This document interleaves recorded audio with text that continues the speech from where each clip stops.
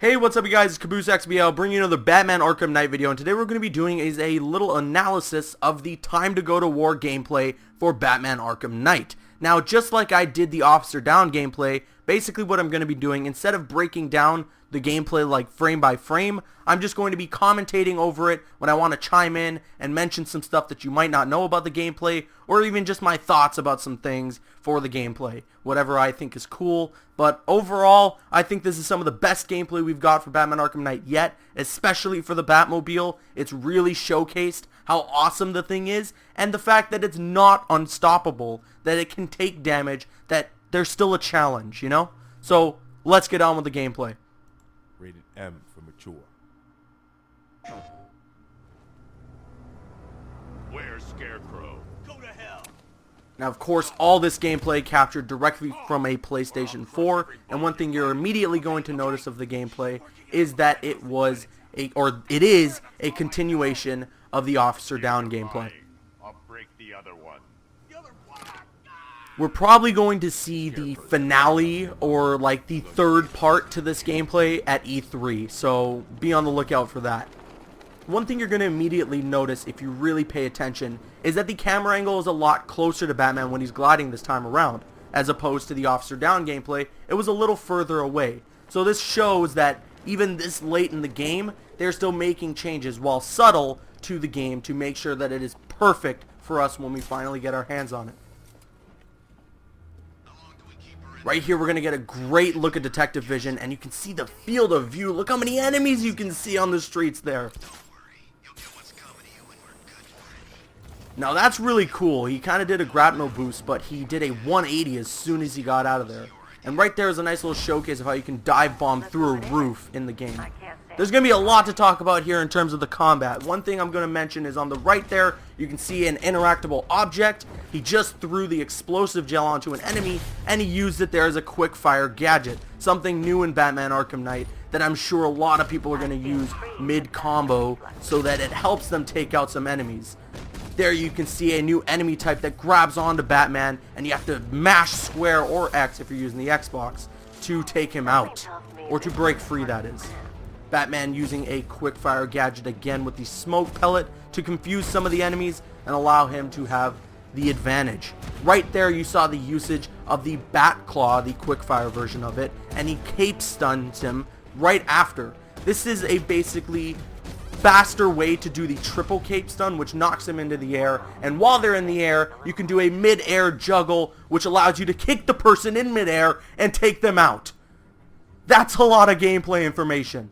Sir, it's Batman. He's here. Were you expecting to find me, Batman? I'm afraid I must disappoint you. Take a look at the chamber. I want you to know the fear that is coming. Listen up, Batman. We all know John Noble is voicing the Scarecrow in Batman Arkham Knight, doing a great job, sounding super intimidating and really badass. But only one of us is getting out of this cell. And this thug here should have known better than to think that he could have taken on Poison Ivy. Bam! Nothing like a little natural immunity. Right here we're going to get our first look at how seamlessly the gameplay switches over to cutscenes. Of course you can tell that it is a cutscene. The graphics are up just a little bit, and it just looks a lot better, you know, cinematically of course. Now this conversation, as we all remember, is from the Gotham is Mine trailer, the villains trailer for Batman Arkham Knight. I told him that I wasn't interested in his pathetic human games. And when I came to, I was locked up in that room. Nature always wins. This has got to be my favorite moment in the gameplay, because it's just Rocksteady's usage of very subtle humor, and it's great. I hope to see a lot more of it when we get our hands on Batman Arkham Knight. Because let's be honest, that was not gonna stop Batman. You're coming with me. You only had to ask. Master Bruce, there are militia attacks all over the city. Now, as you hear Alfred mentioning there, the Arkham Knight's army. This is going to be our first encounter with them within this gameplay.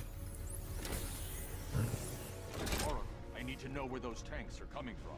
I'm tracking several transport helicopters moving into the city. There are more on the way. Activate the Batmobile weapon diagnostics. It's time to go to war. Kevin Conroy delivering badass lines, as always. Batman, I'm seeing a transport. You're going to notice a lot of things here in pursuit mode with the Batmobile. One thing, of course, the arrows giving you directions onto where or the best route to get to your destination. But you're Batman. Go how you would like to go. And of course on the right you have the little radar, as well as some information as to who your passenger is when you're in pursuit mode. You can see that enemies are immediately popping up on the radar when you get close to their vicinity, and in midair, changing to battle mode, getting some awesome Batmobile gameplay here. Now why I mentioned again that this is some of the best Batmobile gameplay that we've gotten is because it shows that this thing is not unstoppable. You know, you can get shot, you can get taken out when you're in the Batmobile. Look, you get shot plenty of times in this gameplay, and it's even on fire at some points. So yes, the Batmobile is not unstoppable, and you can get killed in it, you know? Another thing to mention, actually, it is Sefton Hill through this gameplay who's playing as the Batmobile and as Batman throughout this gameplay. You can do donuts! Come on! And of course we have a combat summary there on the left, just similar to after you beating a room full of thugs in hand-to-hand combat. That was not a car full of civilians. Sefton Hill confirmed that it was a car full of thugs who stole that car, and Batman did not kill them. He just sideswiped them, as he says on Twitter. So no, it wasn't a bunch of civilians. Nobody got killed. It's not a Batman thing to do. And right here what you're seeing is Batman is dropping off Poison Ivy to the GCPD. Something I think you're going to do a lot of in Batman Arkham Knight via side missions. If there's some villains that you finally beat through a side mission, you'll probably have to take them to the GCPD and drop them off. It's gonna take a little while longer. Drop by the clock tower when you're ready, and I'll show you what I've got so far. Who taught you to drive?